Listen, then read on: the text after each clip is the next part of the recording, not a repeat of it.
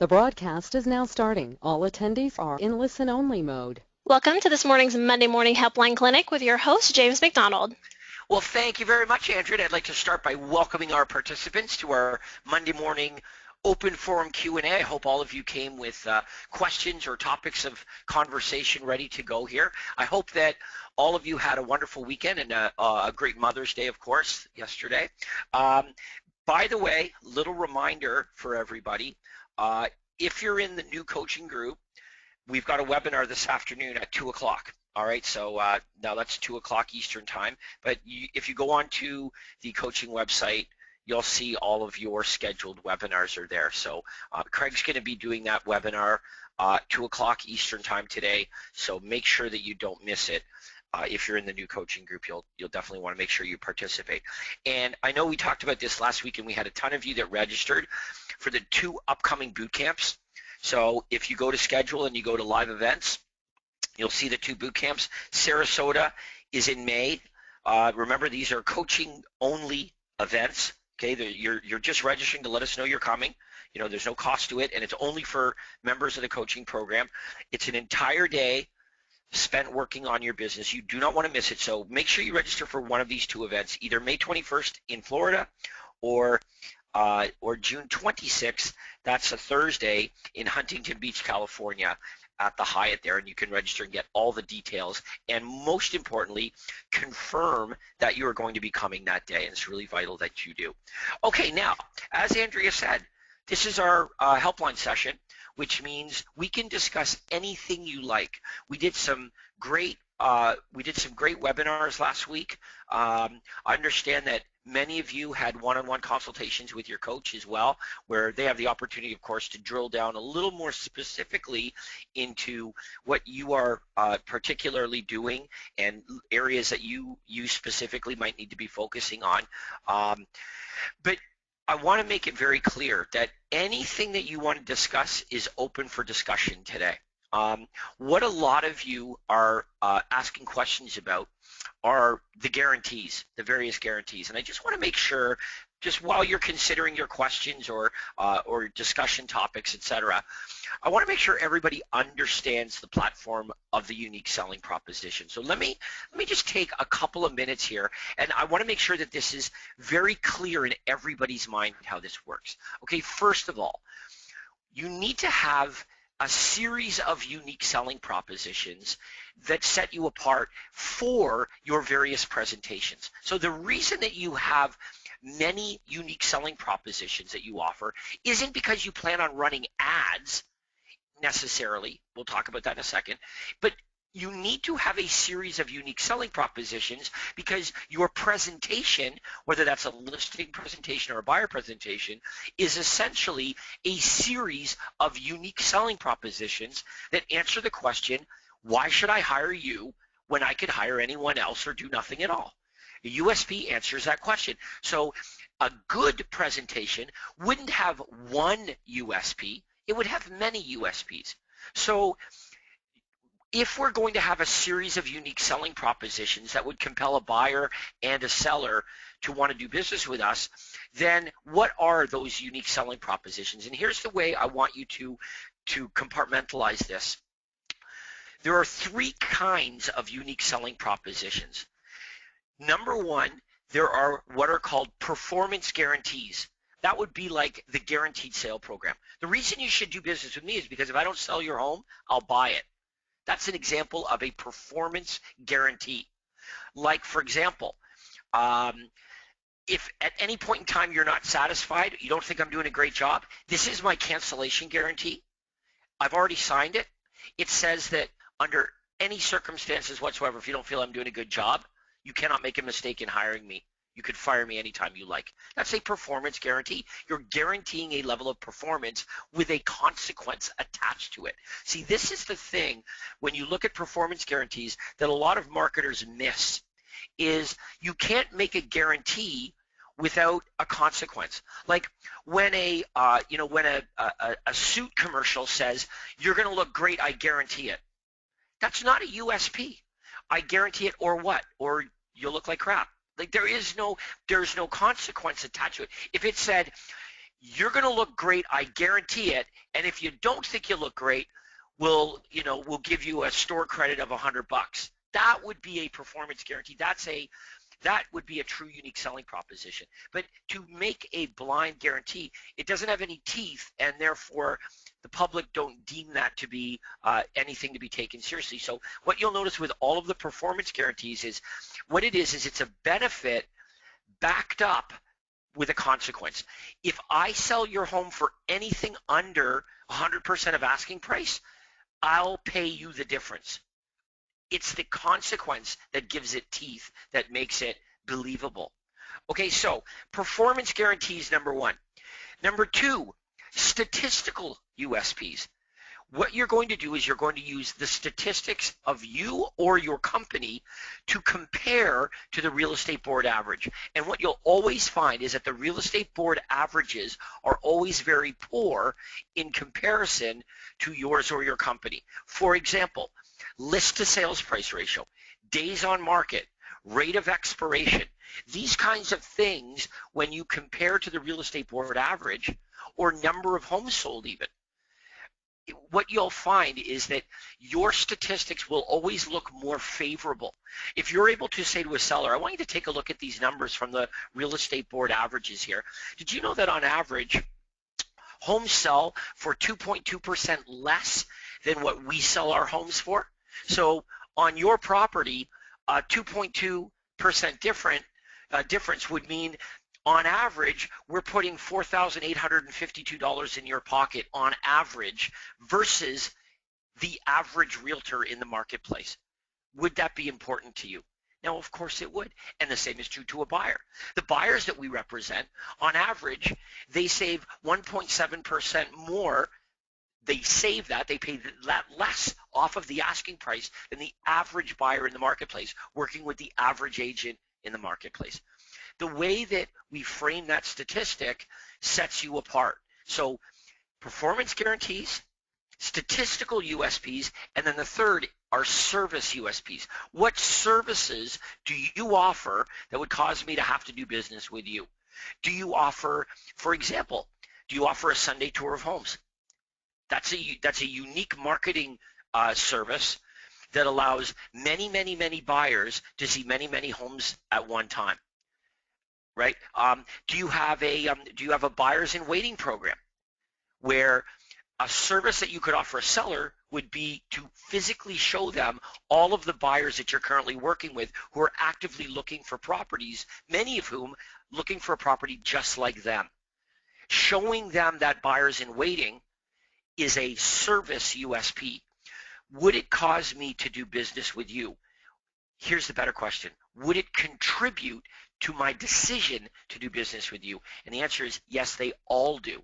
So everyone participating in the Craig Proctor program needs to have a series of unique selling propositions, performance guarantees, services, statistics, all of which answer that question, why should I choose to do business with you? And now what that then does is it brings us to the next question. When we've got these USPs in our presentation, it means when we get face-to-face, we procure the contract 9 out of 10 times, okay? But when it comes to advertising, what you're going to do is you're going to select the performance guarantee that is the boldest performance guarantee that you can offer.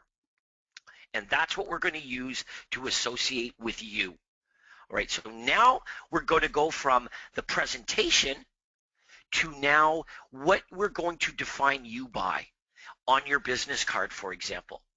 What differentiates your business card from every other business card in your office or in your marketplace or in the country for that matter? What is different? It's got a picture of you and all your phone numbers and your email address on it. But what if we can set ourselves apart? Because everywhere where you see your name, we're also going to include a very bold performance guarantee that we're going to associate with your picture and your name. So that instead of saying, oh, that's the realtor, we want the association to be, that's the realtor that guarantees to sell our home for 100% of asking price. That's the realtor that that guarantees satisfaction, or they have a cancellation guarantee, whatever it is. But you need to consider a performance guarantee, and anywhere where your name appears, so too does that very bold guarantee. That means if you're running any branded ads that promote your property listings, as a headline, we would have a very bold performance guarantee.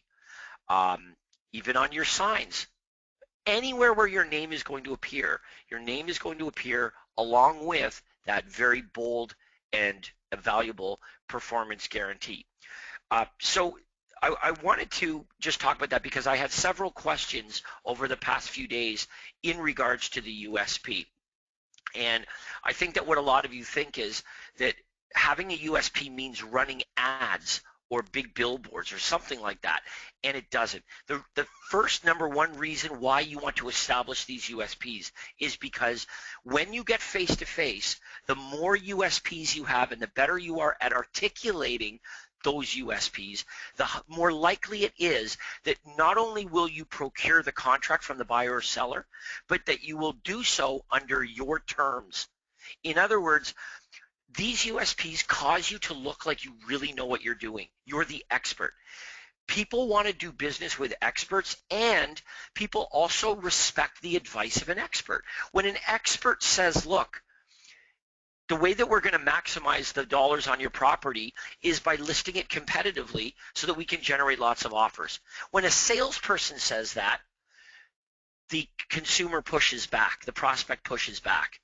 When an expert offers advice, people listen. So the idea of these series of unique selling propositions is they cause the prospect to see you as the expert you are. Experts are listened to. So you're not walking away with a listing that's grossly overpriced, because an expert would never allow their client to grossly overprice their property.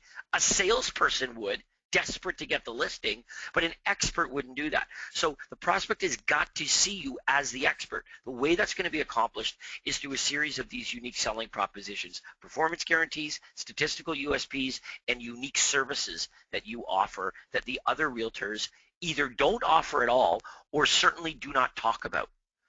Okay, so that's what I wanted to begin today's webinar by talking about and maybe addressing what is on the minds of many of you right now, or had been when you're getting started with this.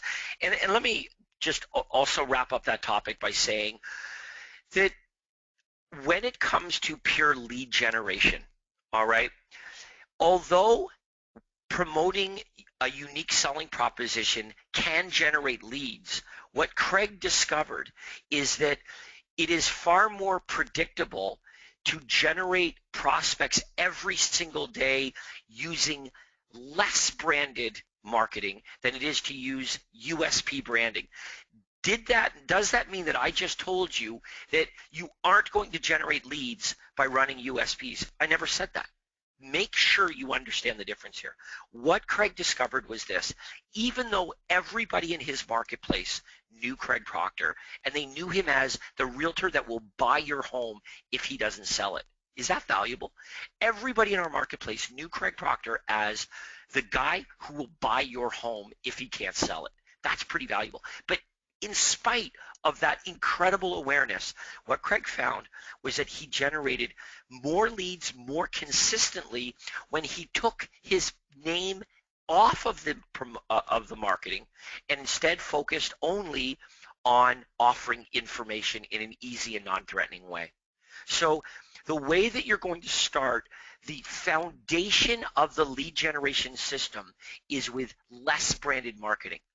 The minute that prospect requests real estate information and gives up their anonymity in order to get that information, that's the moment when everything becomes branded. The information is sent to them from you. It's branded. We start promoting that performance guarantee. When you pick up the phone and call them, it's branded. Any follow-up material, it's branded. From the moment the prospect requests the information, everything becomes branded to you and therefore associated with your very valuable USP. But generating the prospect in the first place, what all of you are going to find is that it will be far more consistent and predictable if you focus on offering information in an easy and non-threatening way in a less branded format.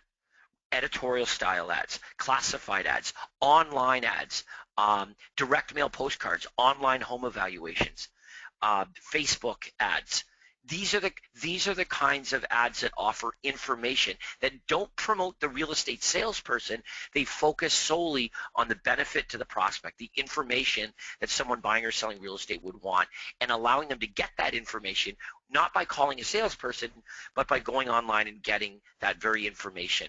And so that's where all of you should be right now. Don't confuse my message of why you want a USP and how important that is with lead generation. What we're eventually going to do is both. You're going to generate your leads primarily through that foundation of less branded marketing, but you're also going to generate leads by promoting your very valuable USP and associating it with yourself. And although you won't generate as many leads, what you will find is when you are following up and converting a prospect that has responded to you specifically because of your USP, the conversion process is very, very easy. They are pre-sold on you. When somebody responded to, I want to know how your guarantee works. I read your, I'm responding to your guarantee that, you'll sell my home for 100% of asking price or save me $2,000 at closing. That prospect is pre-sold on you because of that USP. You won't generate nearly as many of them, but the quality of prospect you're generating is extremely high, of course. So ultimately, what all of you are going to do is a combination of both of those things.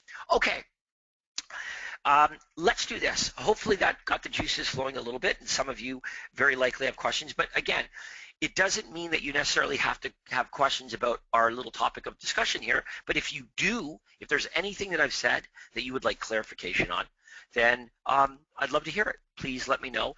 But we can talk about anything. That's the beauty of this Monday morning helpline session, is that it is an open forum. It's a free-for-all. We can discuss anything that you like in regards to the Proctor system that would be helpful. And in doing so, I'm certain it's going to be helpful to everybody else as well. So Andrea, let's crank it up and see what we got. Yes, sir. If you haven't done so already, go ahead and type your question or comment in the chat box now. It's at the bottom of your webinar control panel. If you have a working mic or on the telephone, you can ask an audio question live to the group. Just click the yellow hand icon at the top of your webinar control panel. We'll go to our first audio question this morning. It's from Ben Stokes. Your computer mic is now open. Hello, Ben. Ben, your line is open. Okay. We'll move on to Jeff Kim. Your telephone line is open. Good morning. Hello. Hey, Jeff. How are you today? Good. How are you, James? Awesome. What's happening? I had a quick question. So I've been doing the Facebook ads and getting the leads, and I had a question regarding like you want to make sure you call back in 5 minutes. However, when you are trying to, if it's like a hot list and you're trying to gather the hot list for them, like what's more important for you to generate that list and then say, I'm calling because I received your request, so I sent that to you in an email, or is it more important to call within that 5 minutes? Yeah, well, don't confuse that message, okay?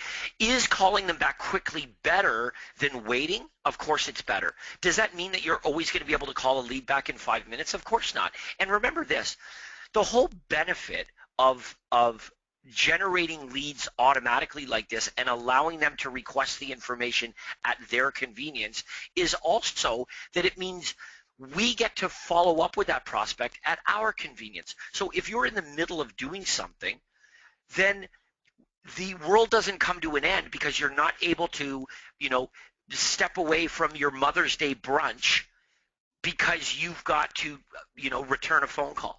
Right? This is the whole reason for doing it this way, is that we don't have to be in a position where everything has to come to a stop. Our real estate business comes way before everything else.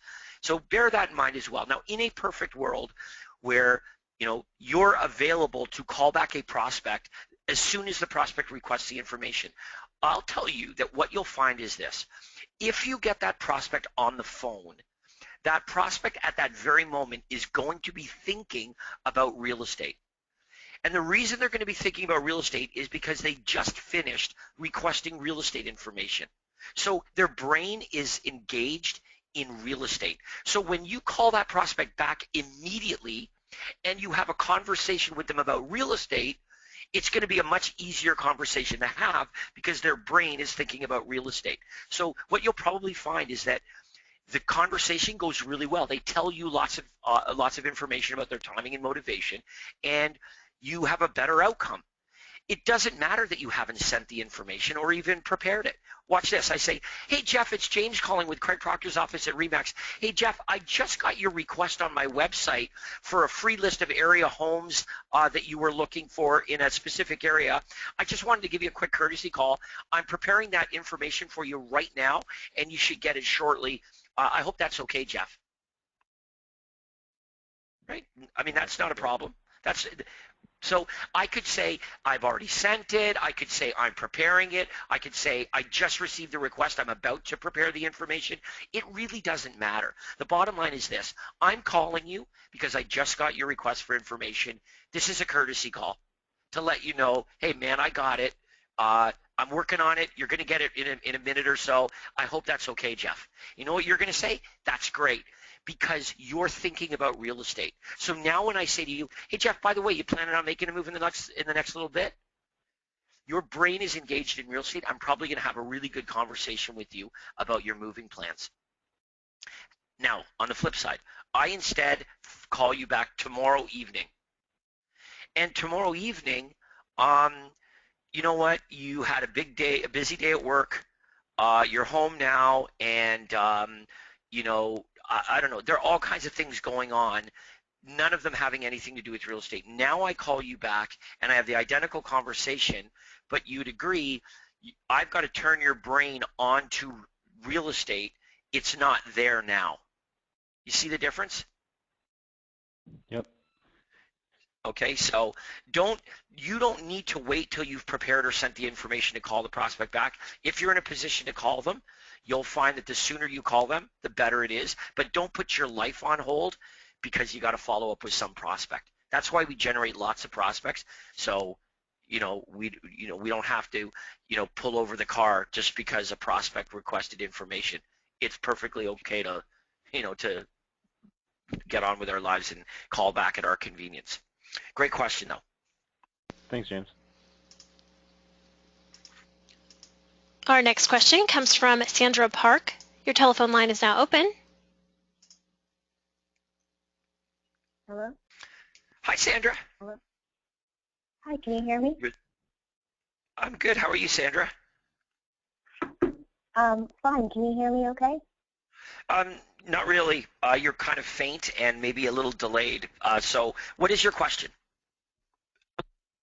It's about foreclosure. I put in a fixer-upper foreclosure ad, and I don't know really anything about the foreclosure process if I'm asked. What should I do?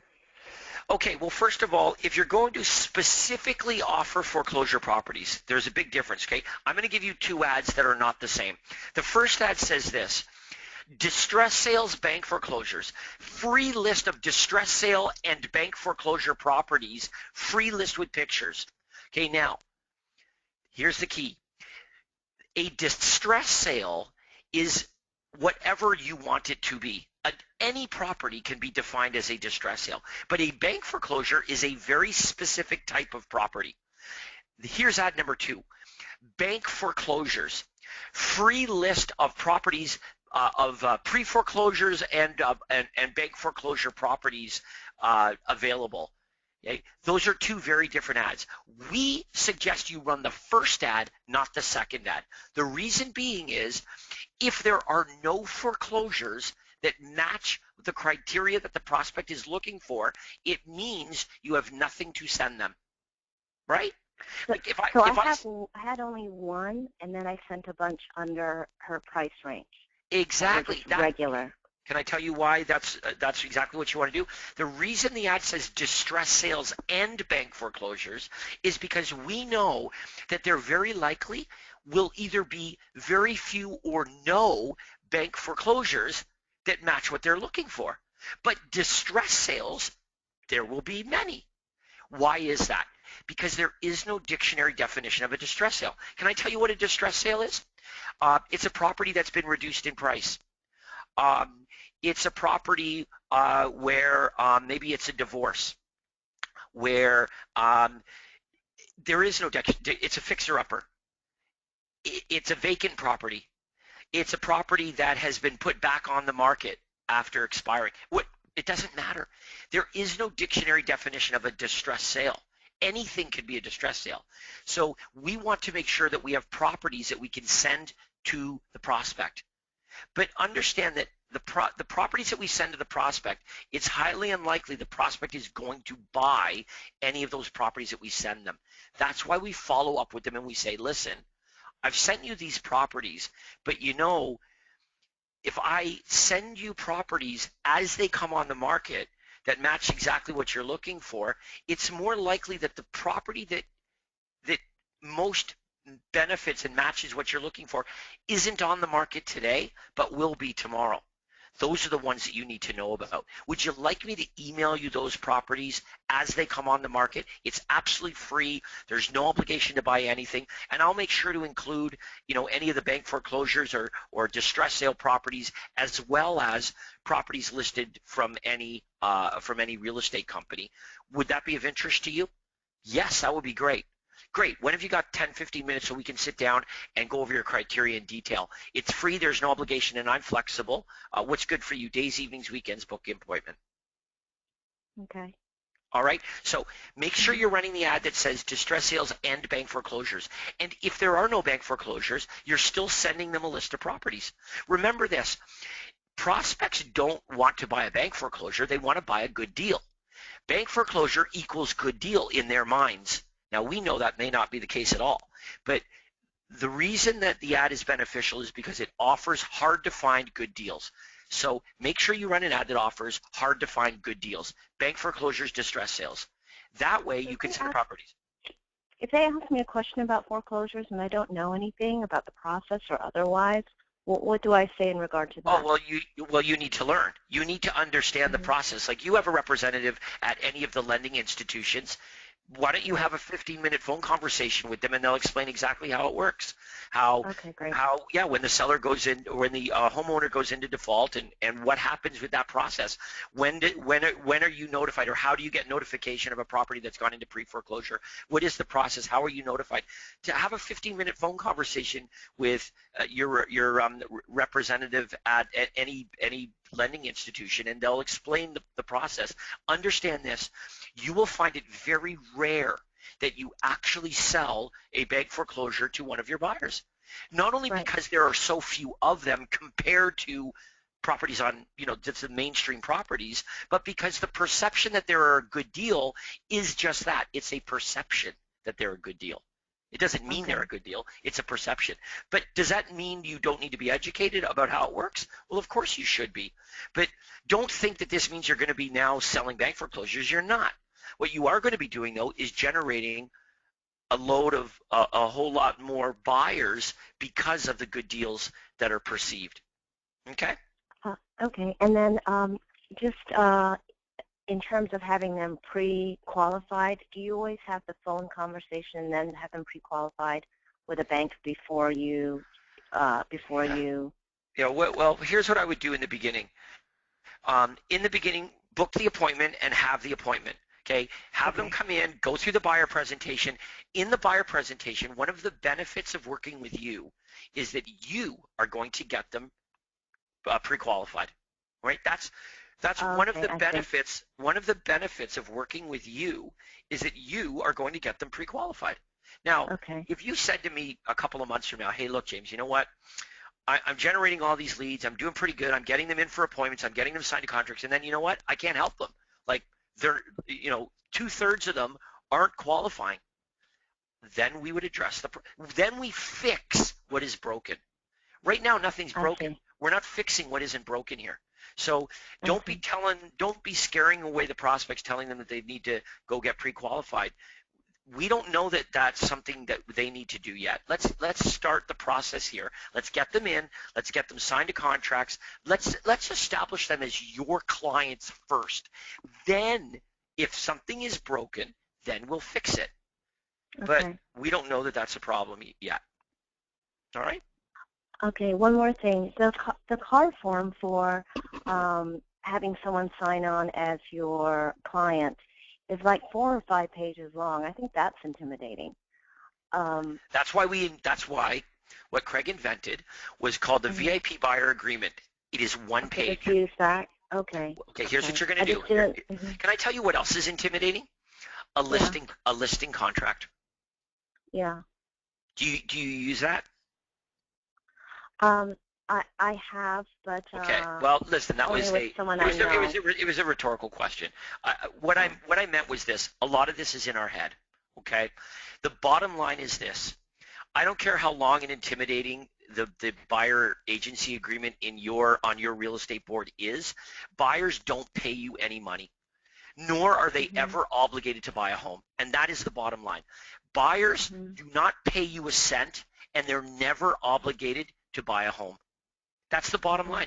And if you also offer them a cancellation guarantee, it also means that not only is it free, not only do they never have to buy a home, but they can fire you and cancel the agreement anytime they want to. All you ask in return is for their loyalty. That's all you ask for in return. And I don't care if the contract is 900 pages long. You know, if those 3 things are true, then you've removed all risk associated with signing a contract. All risk has been completely removed. So here's what you're going to do. Start by getting buyers to sign the VIP buyer agreement. Just use that.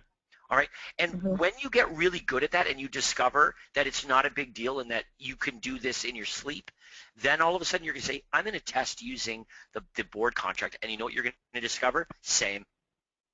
There's no difference. But you want to walk before you run. Walk before you run. Use the VIP buyer agreement. Use that first. It's 1 page. All the benefits are to the buyer, right? I mean, that they're all, if you read the VIP buyer agreement, it's all to the buyer. Get really good at buyers signing the VIP buyer agreement. Then you can baby step to, after they've signed the VIP buyer agreement, then you can get them to sign the official real estate board buyer agency agreement. Okay, thank you. All right. All right, who's next, Andrea? We'll go on to our chat box now from John. He asks, is there a job description form for an assistant on the coaching website? Well, we do have all of the position contracts. I know they're part of the call deck material. And they've got to be in the library, but yes, the answer is yes. We have position contracts for every position, whether it's administrative, whether it's a coordinator, whether it's a licensed inside-outside salesperson. There are position contracts for everybody. So if it's not under the library on the website, contact your coach, and your coach will email them to you or show you on the website where you can download those position contracts. Our next question from Sherry. James mentioned a $20 a month hotline. Is that through AMS? Indeed it is. Yes, it is. AMS, if you, Andrew's showing you right here, what do I need? Okay, right on the home page of when you log onto the coaching website. All right, and so one of the very first things it's going to say is you need a less branded hotline and website. All right, that offers information, an information hotline and information website. So AMS right there, you can sign up for it, and it's extremely expensive, but it's very effective. If you're running any ads in print, you need to have a hotline. That could be direct mail, it could be an editorial style ad, but you have to, if you're going to maximize the response, having a hotline for those print ads is every bit, if not more important than having a domain name. And in some cases, like in the editorial style ads, you only want to have a hotline number in the editorial. All right, next question. Our next question from Irene. Do you put ads on Craigslist with your branded site? No. What you want to do on, if you're going to run ads on Craigslist, first of all, you've got to be focused on a particular property. Otherwise, you'll just be removed. So we kind of had this conversation a little bit on Friday on our ad clinic session. But here's the deal with Craigslist is that what Craigslist want are individual properties being marketed. And if you advertise anything other than a specific individual property that you have listed for sale, you're going to find that your ad is going to be flagged, removed, and you're going to be ghosted, or your account is going to be removed. So what we say to that is, look, we spend all of this time running these ads on Craigslist. You know what? We can generate more leads doing other things. So I'm reluctant to tell you flat out not to bother with Craigslist, but if you run some ads and you discover exactly what I'm saying is true, then you'll come to that conclusion yourself. What you want to do to start is, if you're going to promote a particular property, you also want to offer a list of properties as well. So in other words, if I'm promoting my listing with a swimming pool, then I want to offer a free list of homes with swimming pools. And to that, they would visit your website, your non-branded site, to get a list of pools. Thing is, they can't click on it. You can't have a clickable link. All they can do is copy and paste a domain name into their browser. And the truth is you know what? They won't. Or at least maybe you'll find that one will. But overwhelmingly, what you'll find is you'll spend a lot of time and effort running these ads on Craigslist, albeit for free, but the ends very likely won't justify the means. So instead, I would take that same energy and I would focus on pay-per-click ads. I would focus on Facebook ads that we can boldly offer information in a non-threatening, easy way using our less branded website, and allow prospects to get the information through that less branded website wherever it is that they might be looking. But as far as Craigslist goes, yeah, you might find it's a whole lot of work, and you've got to run an ad promoting a property. And we've talked about this a zillion times, but the problem with that is that if 100 prospects see your property listing, then 99 out of those 100 eliminate that property because it isn't what they want. It's not in their price range. It's got too many bedrooms. It's got too few bathrooms. It's not enough square feet. It's too many square feet. It's in the wrong area of town. It's got a pool and they don't want a pool. They want a pool. It doesn't have a pool. Whatever it is, there is something about that property that's going to disqualify 99 out of 100 from responding to it. And the 1 out of 100 that might not be disqualified, you are banking on them having to respond to that ad. The likeliness is, though, they won't, so you get nothing. And you put in all of that effort, all of that work, and here's what happens. In 20 minutes, your ad is off the first page, onto the second page, and no one sees it. So, the ends doesn't justify the means when it comes to that. And here's the thing, if we had no other opportunities, then I'd say that we got to suck it up and do it. But we do have many other opportunities for lead generation. So we don't need to rely on doing that. There's no leverage in that. Okay, next question, Andrea. Our next question's from Ernest. Is it a good idea to test the less branded postcards in a subdivision where you are already farming with a branded postcards? Absolutely. Okay, and remember, I brought that up earlier on the webinar today with Craig. You must understand that for years and years, Craig branded himself with "Your home sold or I'll buy it," and every neighborhood in the marketplace knew Craig Proctor. I mean, you're selling 300 plus homes a year. This is before the less branded marketing was applied to Craig's real estate business. Let me give you guys a little history lesson here. Before Craig discovered less branded marketing, Craig was selling 300 homes a year using branded advertising, okay, promoting Craig Proctor, "Your home sold or I'll buy it." When Craig added to the mix the less branded offers. Find out what your home is worth online. Free area home sales report. Find out what the home down the street sold for. When Craig discovered and applied less branded marketing to his real estate business, he went from 300 deals to over 500 deals and did it spending a fraction of the money to do it. So that's called a quantum leap. Okay, now, having said that though, everybody in the marketplace knew Craig Proctor as your home sold or I'll buy it. Yet still, Craig found that sending out the less branded mailer that said find out what your home is worth online still generated way more response than the branded.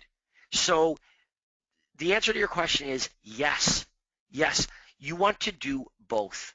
But what you will find is that you will generate far more response on the less branded than you will on the branded. Now, here's what's going to happen. When somebody responds to your online home evaluation from your direct mail campaign in that neighborhood, when you follow up with them, the difference and the benefit to you is this. They're going to be familiar with you because you're branded in that neighborhood. So you're going to find the conversion way easier. They know you. And hopefully they know you because of a very valuable USP that you've been promoting. So you're not calling them now as an unknown. You're calling them and they have familiarity with you. You know, that's extremely valuable. So you're going to find the conversion process is easier with that prospect, and that's extremely valuable. Good question. Our next question comes from Justin. Is it best to send appointment reminders to a prospect between the time you set the appointment and when you meet with them, such as texts, emails, or reminder phone calls?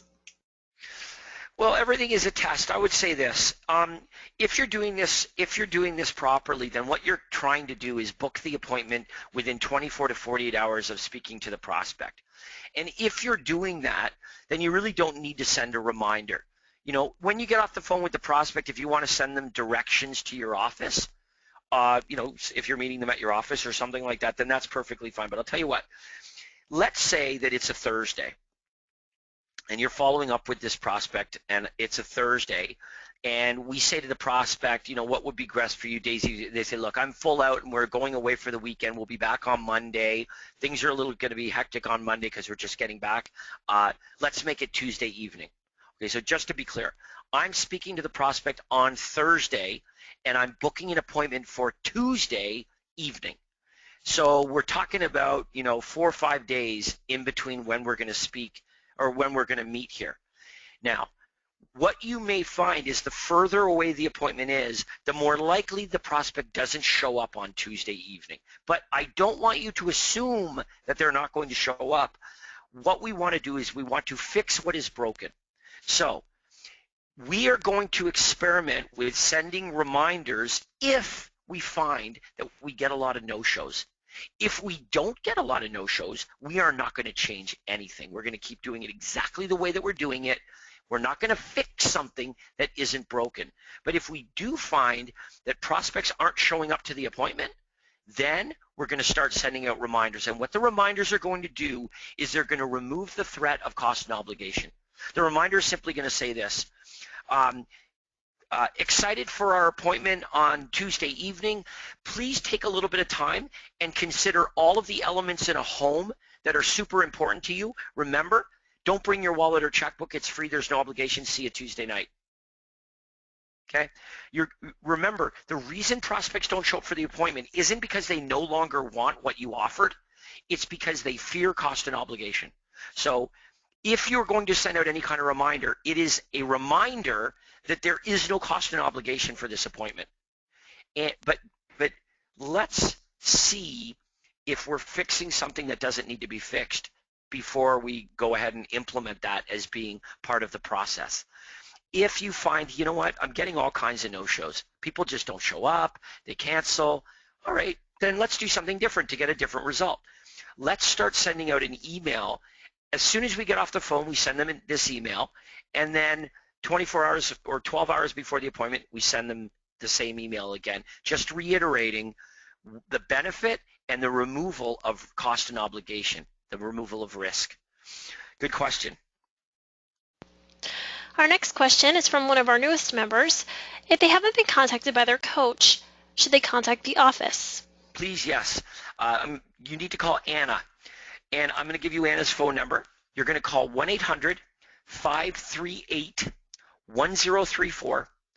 Let me repeat it, 1-800-538-1034. You're going to ask to speak with Anna, and Anna is immediately going to open up the day timer of your coach and is immediately going to assign you to that coach. And you know what? If that coach is too busy, whatever it is, then they will assign you to another coach that is going to make sure that you are helped immediately. Next question. Our next question comes from Ira. Where can I find FSBO information to send to the surrounding FSBOs? You know what? You won't.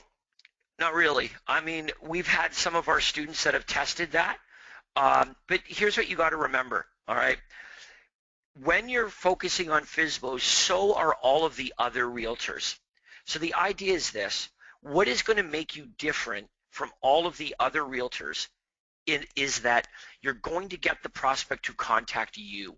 So one of the best strategies for sale by owners is to preempt it by getting them to respond to an ad that you've run. And the best one, the one that I want you to start with, is the editorial style ad.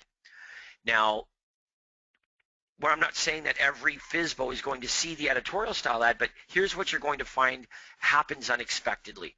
You run an editorial ad and the headline reads, how to sell your own home and save the real estate commission. Or mistakes to avoid when selling your own home. Mistakes to avoid when selling your home without a realtor. All right, a really eye-catching headline. Now here's what you're going to find. There are going to be sellers that are going to request that report that are not for sale by owners, but they're thinking about it. It turns out sellers, before listing their home, think about the possibility of selling their home privately, but they never do. They don't end up doing it. Listen, the worst sellers are the ones that actually do sell their home privately. If I told you, here are 10 sellers, 9 of them are going to use a realtor. One of them is going to go to, Home Depot and buy a home for sale by owner sign. Okay, of those sellers, 9 of them are going to list their home with a realtor. But all 10 of them, before they do whatever it is they're going to do, they all considered selling their home privately. Only 1 out of the 10 actually did it. The other 9 listed their home with a realtor. Which of the group would you most like to work with? The one who actually is going for sale by owner, or the 9 who said, you know what, I need to entrust this with a professional. I'm going to hire a realtor to do the job for me. You are all saying, well, yeah, I'd rather the other 9. Hey, listen, the benefit of the editorial ad is it captures those 9 before they've listed their home with another realtor. It captures them earlier in the process. They're thinking about going for sale by owner. So this is a strategy that everybody, remember, if you have for sale by owners in your marketplace, then this is a good strategy. All right. If you're in a seller's market where for sale by owners are more common and it's something that sellers are considering doing, then this is a great editorial style ad to run. And what you will find is that when you're following up with these prospects, you're thinking, oh, I wonder, they must be for sale by owner. They're not. They're thinking about it, but they're not right now, and most of them never will. Okay, now, so that's number 1.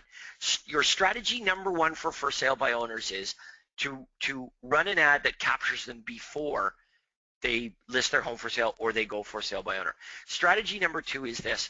What you want to do is set yourself apart by sending them a unique selling proposition. In other words, we're going to send branded information to that for sale by owner, but what we're going to do is we're going to focus on a USP that talks about money in their pocket. Okay, the reason that somebody would sell their home privately is what? What is the reason?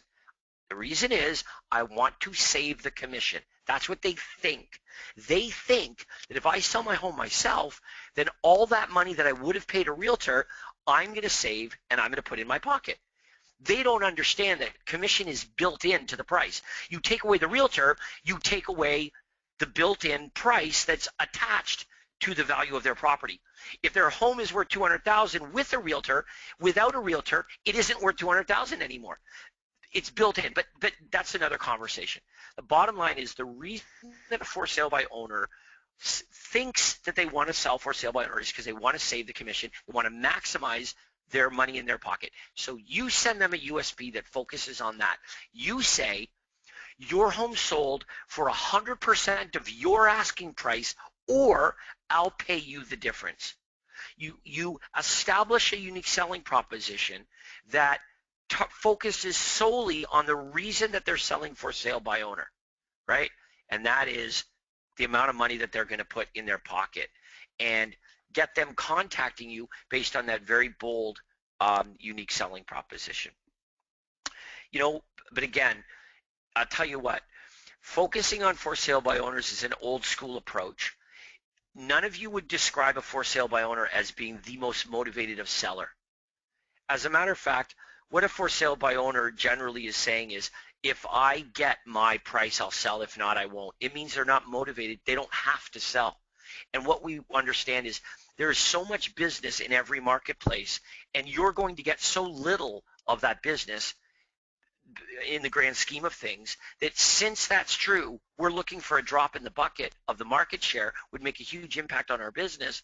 It means that we might as well work with sellers who have to sell, not sellers that say, yeah, if I get my price, I will. If not, I won't. There's no motivation in that. We want to find the seller that says, I've been transferred. We want to find the seller that says, we're getting divorced.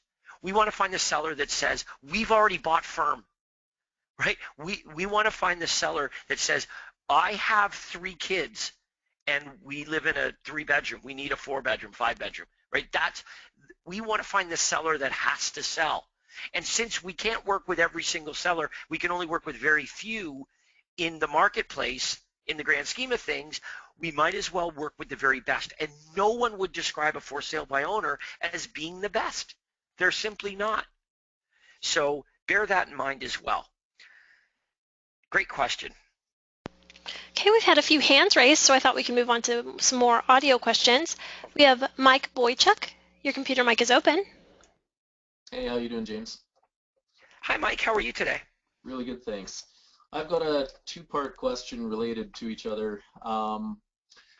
I'm using the 60 days or $1,000 off certificate guarantee as part of my listing, you know, my listing benefits presentation. And 2 questions. So first of all, when I started doing this, I scratched my head and wondered, should I be offering this even when I perceive maybe it's not necessary? And to tell you a brief experience I had recently, I made a presentation using it. You know, it just came up in the slides as it always does, and so I went along with it. And afterwards, I was thinking, gosh, you know, I wonder if I actually had to make that guarantee. Would I have made that sale or got that listing even without having made that offer? But later, when I went, I got the listing, which was great. And when I went, she was, you know, quite anxious to have the guarantee. So, you know, later I kind of felt like maybe my wondering if I should have used it was you know, just false. Like she wanted it. That probably contributed to her wanting to go with me. Let me answer this question by saying this. I want you to read on the 60 days or $1,000 certificate. I want you to read number 3, clause number 3 on that. Just read number 3. Can you read that? Yeah, you bet. The listed price is set at a mutually agreed market value determined on the basis of market conditions and comparable homes. Would that be important? You bet. That's what helped me get an awesome price. Okay, now watch this. Take this away. Remove the 60-day or $1,000 certificate from your presentation, and by doing that, you're also removing clause number 3. So right. We want every single seller to take us up on this offer. every one of them. Because what this really says is this: your home sold in 60 days or it'll expire. Right? Yeah, Because if the condition is you have to list your price at mutually agreed upon market value, it means the property can't be overpriced. If it's not overpriced, it's going to sell within 60 days. Now, here's what I also want you to do. Not only do I want you to use this every single time because of that, but I want you to get more and more bold with it as well. In other words, when you find out that 99 times out of 100, using this, you're able to sell the home within 60 days, then why stop at 1,000? We can make this really bold. We can say 60 days or $5,000. There's no risk attached on your behalf because the seller is going to list their home much closer to market value, which is, we know that is what is most vital in every marketplace. In getting a property sold, it's all about pricing. for sure. Okay, that confirms what I suspected. And my next part of the question is, how do you determine or how do you recommend I go about determining the selling price in point one? Like we agree on the asking price, and then we guarantee the selling price, which is, well, this is why you've got leverage with this guarantee, okay? Because when looking at comparables, we now have the leverage to be able to let the seller arrive at their own conclusion as to where their property fits. You've got these comparables. You're going to always bring comparables of the low end and of the high end. You're going to bring comparables purposely that clearly are superior properties to theirs, so that there's no way they can say, well, my property's worth more than that one. Impossible. In other words, you're going to bring the top end and you're going to bring the bottom end, knowing that theirs is going to be in the middle. When they arrive at this is my property somewhere in here, clause number 3 says, then that's where we're going to list your property. All it's doing is it's helping you establish that we're not going to overprice the property. That's really all we're saying, is we're not using this, we're not allowed to overprice the property. That doesn't mean that we can't go to the top end of market value. You can do that, but we cannot overprice the property with the idea that the seller thinks, well, if we overprice it, then at least we'll arrive, in negotiation, we'll arrive closer to our price. No, can't do that with this USP. If I'm going to make this guarantee, we can't do that. If we can start at the high end of market value based on these comparable homes, but we can't go over that. It's as stated in the guarantee. right. Okay, so this is your friend, and the only reason I'm saying to change the $1,000 and become more bold with it is because there's more teeth to that. In other words, we need the seller to think that you've got a lot riding on this. And right now, $1,000, I mean, it's not like some sellers might be thinking, well, yeah, I mean, I'm doing the math here. You're going to make 15 grand. So $1,000 to you, if you sell the house in 80 days, you're making 14,000 instead of 15,000. Yeah, of course you don't care. Yeah, So right. the more penalty associated with that $1,000, if we can make that, then the more likely it is that when it comes to pricing, it's got a little bit more teeth. Right. Good.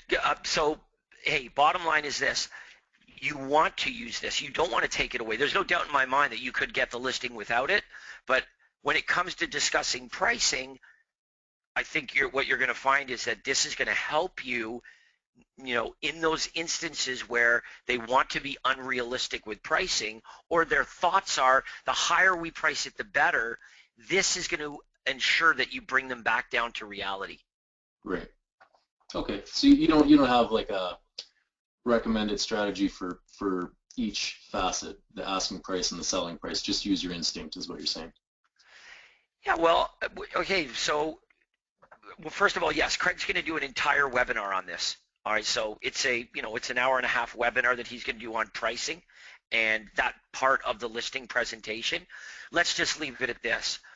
When you discuss pricing, would it be easier for you using this when discussing pricing, or would it be more difficult without this discussing pricing? Oh yeah, no, absolutely. Right. I don't think for a moment. Let's just, okay, so we'll definitely tackle that, but let's just leave it at that. When it comes to the topic of pricing, having this, way better than without it. So that's why you want this. Great. But Thank if you. you're looking for a what percentage, then yes, it's gonna be more complicated than that. Okay. You just don't want to walk out of the house saying, I'm gonna be coming back to them in 2 weeks asking for a price reduction. Yeah, no, for sure, and that's what it has helped me do already. So right. Cool. Thank you, Mike. I'm glad you brought that up. Thank you. All right, let's take another one, Andrea. Yes, sir. Our next question comes from Stephen Chen. Your mic is now open. Yes, if you have that would be great. Hi, Stephen. I think Stephen might be having another conversation here. I think so too. Let's take another one. Yes, sir. We'll move on to John Brackett. Your mic is now open. Well, unfortunately, John, it won't let me unmute your mic fully. You might be on a tablet or some kind of smartphone. Sometimes that'll happen. We'll move on to Carol Hiscom. Your mic is now open. No, I didn't have my hand up. That's okay. That's okay. All right, Andrea, And let's do this. Let's take, I'm sorry, go ahead. I was going to say we should move on to chat questions if that's what you were going to. Yeah, let's take another chat question and then we'll wrap it up for this morning. Okay, we'll go on to Kelly, and she asks, what would you say is the most important point to talk about during your listing presentation? Well, without question, as I said, what is most important is this. When you walk in the front door, they see you as the next salesperson they're interviewing. Every word that comes out of your mouth from that point forward is either going to establish you further as a salesperson or establish you as the expert. Experts are obviously able to articulate a difference between doing business with them and doing business with somebody else. That means that a series of unique selling propositions is absolutely vital. So, obviously your local knowledge, all of these things are extremely important in aiding and adding to that perception of the expert. But what you actually do and what you offer them that other agents don't is absolutely vital. So, it's not about what one thing can I do. Perception is not built from one thing that you do. Perception is built from a series of things that you do, a collection, if you will. And we want that collection to be a collection of reasons why the prospect is slowly coming to the conclusion that doing business with someone other than you would be a big mistake.